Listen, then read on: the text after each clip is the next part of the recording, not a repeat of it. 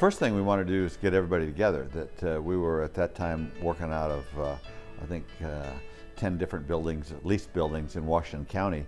And so it's the first time we had the capacity to get everybody together. And so then it's just how do you get people to communicate best. And then we wanted to be really kind of have an Oregon motif in the sense that there were a lot of trees, and we managed to build the initial stage and the second stage too with only knocking down one tree, and that was because the bulldoze operator was drunk one night. And then we had a floodplain, so we lined the floodplain and made it into a lake, which we thought was really kind of Oregon. And then we wanted a lot of window space to bring the outdoors, the trees and the water, and in those days when there's sunshine, we wanted to bring that indoors as much as possible. So those are sort of the themes that we had when we set out to build the campus. And the other thing that we get criticized for a lot is we put up the berms in the sense that we wanted this to be our space, that we were competing, well, we compete now in something like 175 different markets around the world. And so people go out, and it's a very, very competitive industry, and they come back, and we just wanted a place for them they could come back to, that it would be ours.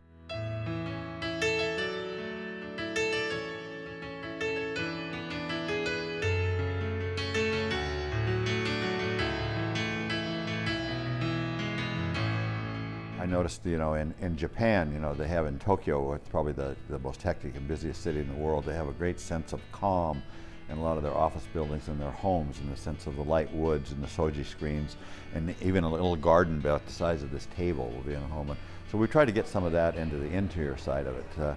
But yeah, ultimately it's to get the best work.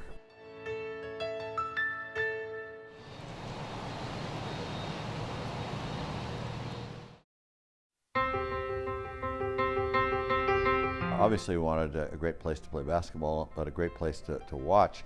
The difficulty in the design brief there was we wanted it to be kind of Mac Court light, and so we tried to bring a lot of the elements of Mac Court into Mat Court, if you will. And so for us, I mean, we didn't want the bleachers to be falling down, which they were at Mac Court, but for us it was sort of the steep angles for the seats, so that you were kind of really closer to the court than you are in, say, Poly Pavilion or a lot of the courts where they kind of go out on a more gentle slope. And we wanted, again, to go to the light woods and bring some of the daylight and get some of the Oregon feel for it.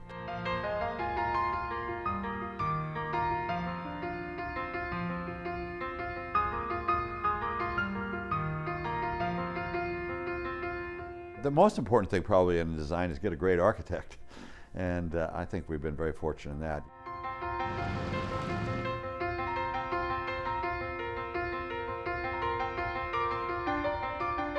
And that was really kind of controversial going up, and we knew that, but we're very happy with the result. That clearly that again, light woods and bringing the outdoors in, and then some really nice landscaping with northwest type plantings and some water there too.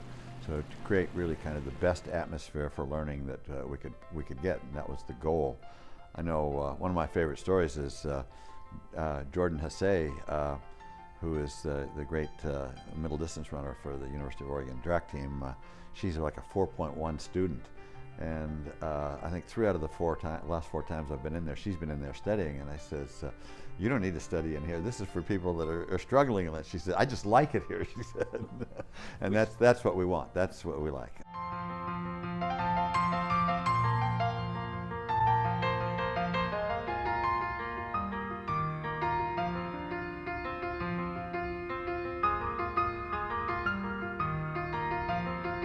There they wanted something that kind of stood out for the school itself, meaning the business school, but also they had to keep within the architectural parameters that the university set for itself, which are pretty terrific, I'll have to say that. The result there is sensational, in my opinion.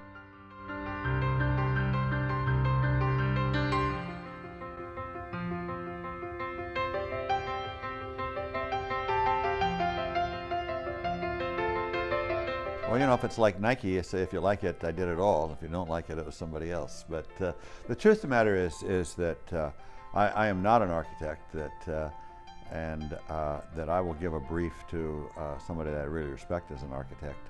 And if you've made the right pick, and then you want that person talking to other people within your community, whether it's the University of Oregon or Nike or Stanford, to get some ideas from there and then kind of go back and forth. But at the end of the day, you know, my input, and even in the most aggressive part that I've been, has probably been limited to just fairly a general brief and then kind of going back and forth along the way. Having a great architect and have a great team with him, and a great construction company. All of those things go into making a building, and you know, when you get when you end up, you're either really happy with it or not.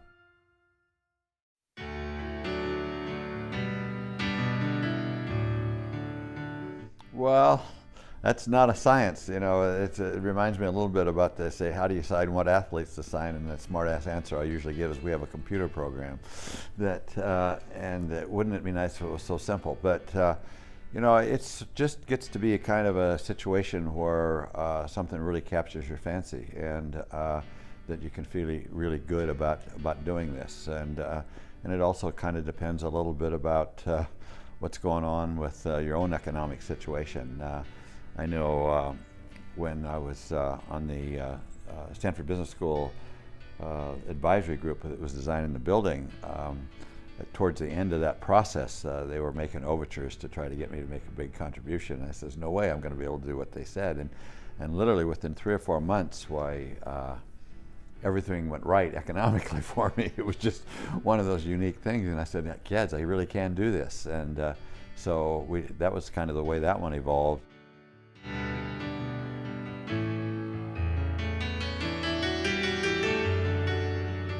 Of all the kind of philanthropic gifts that Penny and I have been able to, fortunate enough really, to be able to give, that's the one that maybe we're most proud of. The obvious superstar, of course, is Brian Drucker, and he is just, I don't know how much you know him, but I think if you know him at all, you'll see how he was able to get a contribution out of me. He's maybe the best resource in this whole state, and he's just a superstar, doesn't get nearly enough ink. But I'll be surprised, as I think most people in the science community will be, if he doesn't win the Nobel Prize here in the next couple of years.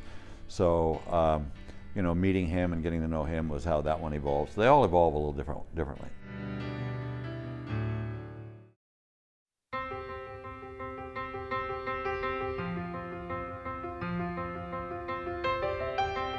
I still travel a little bit, but I used to travel all the time. And to come back to Oregon from foreign port of call was always uplifting, and it's home. And it's Central Oregon in the summertime is the greatest place in the world. It's got the mountains and the rivers, and it's just it's uniquely blessed geographically, I think. And so it's home, and it's a special place. And to give back to that special place is something that I feel very strongly we should do.